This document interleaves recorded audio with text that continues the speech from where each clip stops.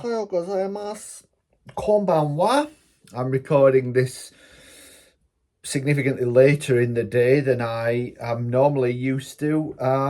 And indeed, as befits this alteration to the norm, I'm also taking a bit of a departure in the subject of this review. Not only a recent film, very recent indeed, within the last month, 6 weeks, but also a non-Japanese film, although one very much with a Japanese lineage.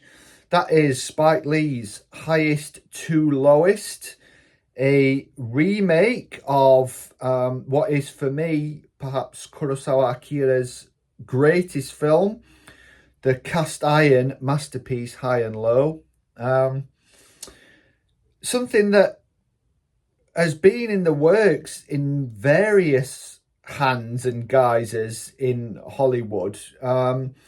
Reportedly, it's been a script, or there have been scripts that have been in the hands of directors like Martin Scorsese and David Mamet.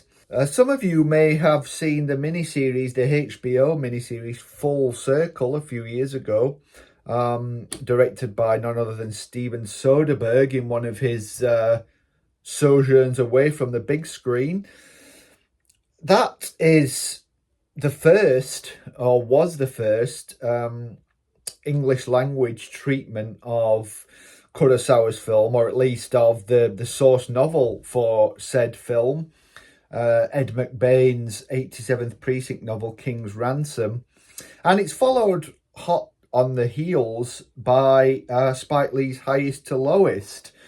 I think in a lot of ways this is an interesting film. It's not, I would think, likely to be recognised as a truly great film, other than by those utterly devoted to Spike Lee, but it's certainly a worthy attempt. It's very interesting and is significantly better than the last time Spike Lee thought to himself, I know what I'll do, I'll remake a famous Asian film. On that occasion, in I think 2013, we were saddled with his remake of Park Chan-wook's Old Boy. And the less said about that, the better. This time he adapts a better source film, and he adapts it rather better. So let's have a look at Highest2Lowest. In general outline, this follows Kurosawa's film quite closely. As the title suggests, the title of both films, it is a narrative of two halves of the high and the low, the highest and the lowest, which in both cases refers to or connotes wealth and privilege on the one hand, and destitution, underprivilege, and criminality on the other. Representative of the highest is here David King, played by Denzel Washington, who is a music industry mogul, the founder and head of a record label, once truly ahead of the game, now fallen on something like hard times, and Washington is scrabbling around to try and get the money together to buy out his partners and take control entirely of the label before he's voted against in terms of having to sell it to a rival label. He is informed upon returning home one day that his son has been kidnapped. However, it turns out to be the son of his chauffeur, a long-time friend, a very much ex-criminal, working class, very close associate of King's, but nonetheless someone who moves in distinctly different social circles, or at least used to move in distinctly different social circles. It turns out that it's his son that's been kidnapped, and King agonizes over whether he should still pay the ransom, given that it would completely sort of wipe him out financially, and to say the least, cast extreme uncertainty on the deal that he wants to take place in order to avoid having to sell his studio, his label, and wanting to retain everything for himself. I think many reviews will delve into a distinct central section of the film and then the second half, the lowest. But suffice it to say here that we move from the rarefied sort of penthouse apartment of King down to a recording studio and a tenement in a very underprivileged blue collar area of the city. And it's this coming together of the highest and the lowest, the movement from highest to lowest, that forms not just the sort of narrative clash, but also the thematic heart of the film, as high and low as King and the kidnapper find themselves in a kind of sense recognizing themselves in each other and finding some kind of moral equivalence, or certainly Spike Lee seems intent on provoking some kind of moral equivalence. I think he's partially successful in this, although it does come across as a little bit forced as the film goes on. And indeed, it's something that Lee seems to be not quite interested enough in the sort of plot mechanics here, and neither is the script interested enough in the plot mechanics to really sell what are some dubious sort of developments, some very awkward plot points designed just to get things in position, to just get events from A to B to C. But neither does he really explore this sort of moral equivalence in quite the detail that he certainly could have done. That said, this is a film that is very much one of the most vibrant sort of portraits of New York that we've seen in a while. Unsurprisingly for Lee, who has for decades been one of the city's and the state's favourite cinematic sons and chroniclers. As I said, the rarefied world of glitzy recording studios, penthouse apartments, chauffeur-driven, top-of-the-range vehicles, sits alongside a kind of nocturnal foray into working class New York, into the lowest. And Lee is equally comfortable in either. He doesn't parody or caricature the highest, and he certainly doesn't sort of patronize or look down on the lowest. So there is an all-round sort of narrative verisimilitude here, even though typically for Lee there is also a lot of stylization. There's a look at a kind of multicultural aspect of New York City. A key scene, the central section that I talked about, which is a more or less distinct section of the narrative, takes place during a sort of festival stroke parade of Puerto Rican music and culture. There are moments when real spaces in the city are foregrounded. There's discussion of different stops on the New York subway line that figures in this central section, and Lee includes cutaways to the signs for all of these stops.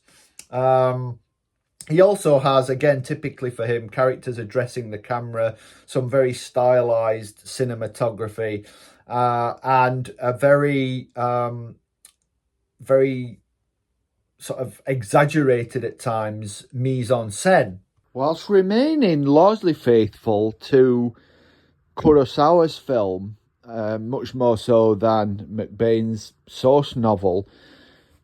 Lee and his scriptwriter do offer variations, as I already intimated.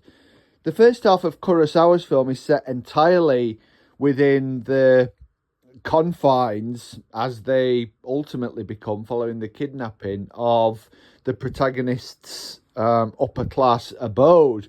Here, Denzel Washington's David King is out and about.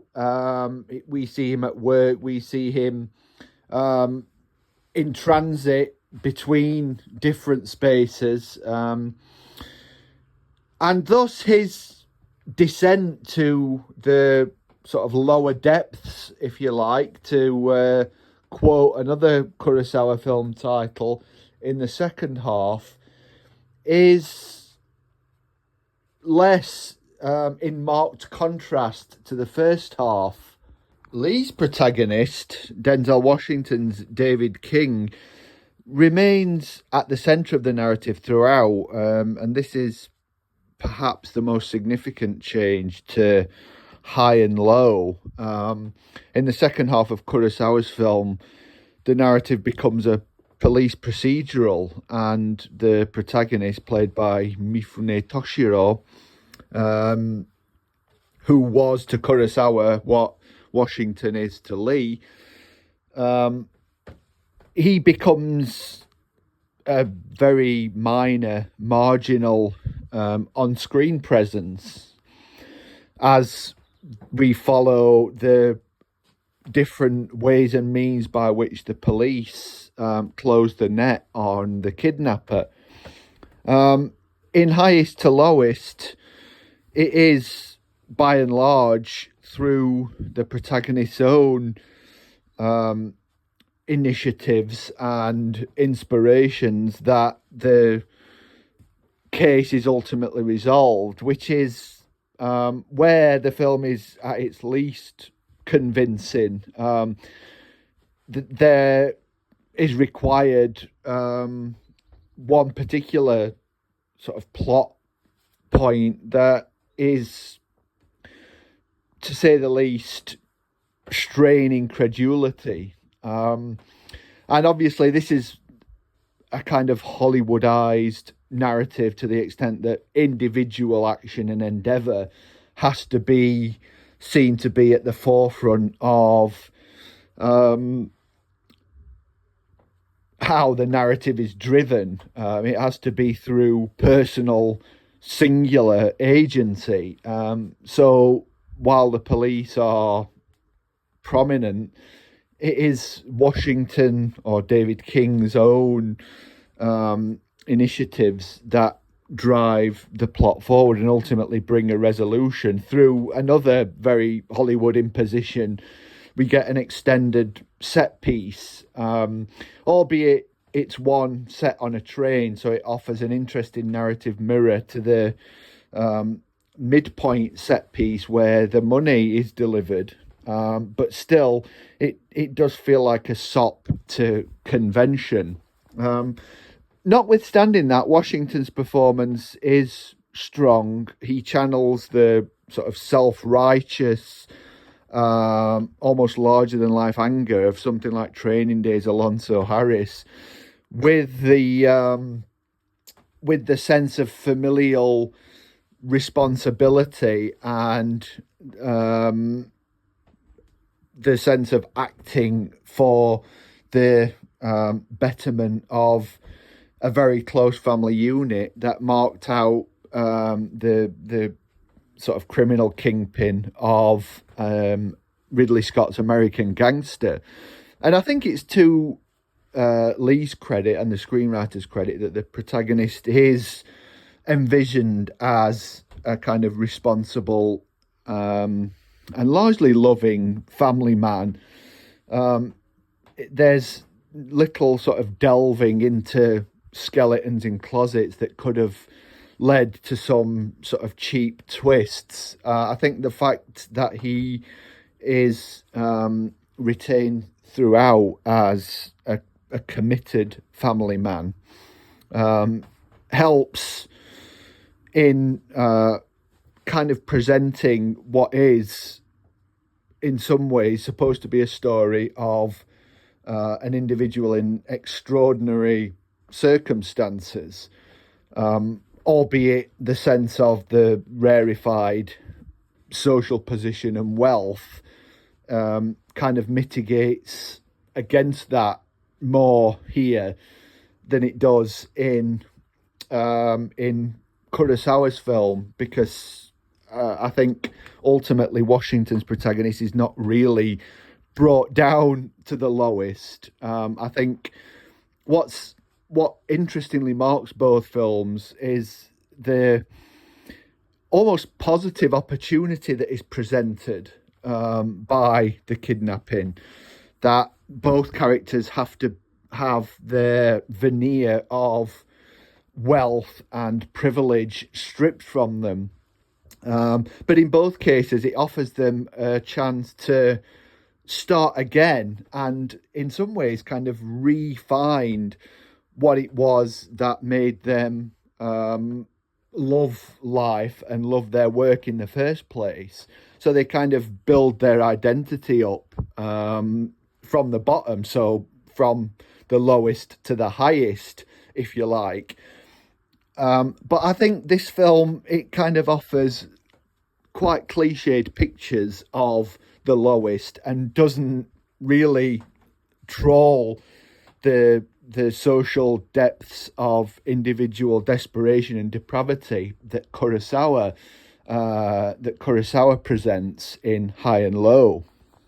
So, albeit ultimately the narrative kind of falls between two stools, between a reliance on plot to get things in place, and a way that plot sort of distracts from exploring to the fullest the sort of thematic heart of the film.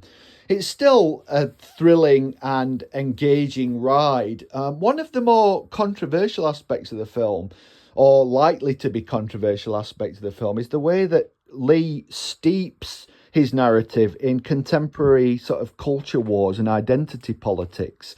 Some of the scenes feature very broad, very brash, incredibly unsubtle references to a sort of post-George Floyd era US where multiculturalism, where racial diversity and racial animosity seem ramped up.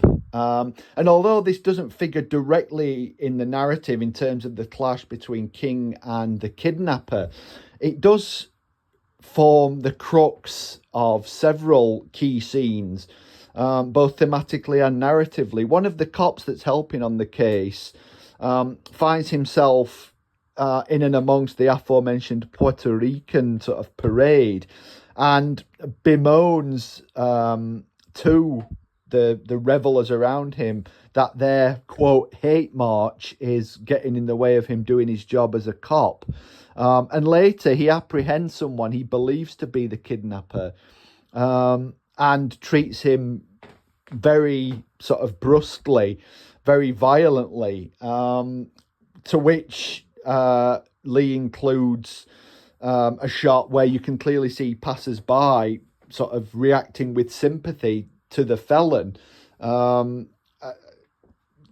clearly sort of putting us in mind of institutionalized police racism and sort of white privilege, if you like.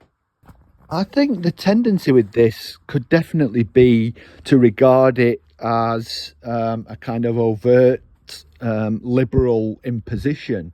That is, if you are not so, minded to engage in woke politics that you sort of celebrate this aspect of the film. But even then, I think it is very in your face. To me, I found this aspect of the film not so much intended to sort of underline or cram down our throats woke politics, liberal politics, as much as it is to get us to question them and their veracity in certainly contemporary America or contemporary New York. I think what Lee wants to do by having this such a visible and potent backdrop is to get us to actually think about the extent to which the narrative, this clash between the highest and the lowest, is indicative of contemporary America, that it is sort of inexorably bound up in the socio-politics of contemporary America, and to get us to think about how the clash at the heart of the film between King and the criminal is sort of reflective of perceptions of sort of class divide, racial animosity, overprivilege, underprivilege, and what have you. So I think this is more of a sort of provocation on Lee's part than it is a sort of sop to a liberal audience. Although, I think this is eminently arguable, and given that, Lee's politics are generally very clear, it's not impossible by any means to think that this is simply a kind of facile, heavy-handed State of the Nation address. Even though I don't particularly share those politics, I don't buy into that myself. I would give Lee the benefit of the doubt and saw this as something more pointed and interesting than that. This is definitely Lee's film, and I think Lee convincingly makes it his film. The only key difference from Kurosawa's film is that the second half downplays to a great extent Kurosawa's presentation of a police procedural. Lee sort of, perhaps understandably, because in Kurosawa's film it leads to a distinct sort of movement of focus. Here the focus is a little bit more tightly constructed around the clash between King and the antagonist, but otherwise it is both. It touches on what is great about Kurosawa's film without simply aping it. So I would definitely recommend this. I'd be interested to know what people think. As I said, it's a flawed film, a very flawed film, but definitely worth watching. Comment down below and let me know what you think of it. Like and subscribe, or don't. Follow me on X at AdamBingham01. Find me online at culturaljapan.com. And thank you very much for watching, for listening, for giving me your time. And I'll talk to you again very soon.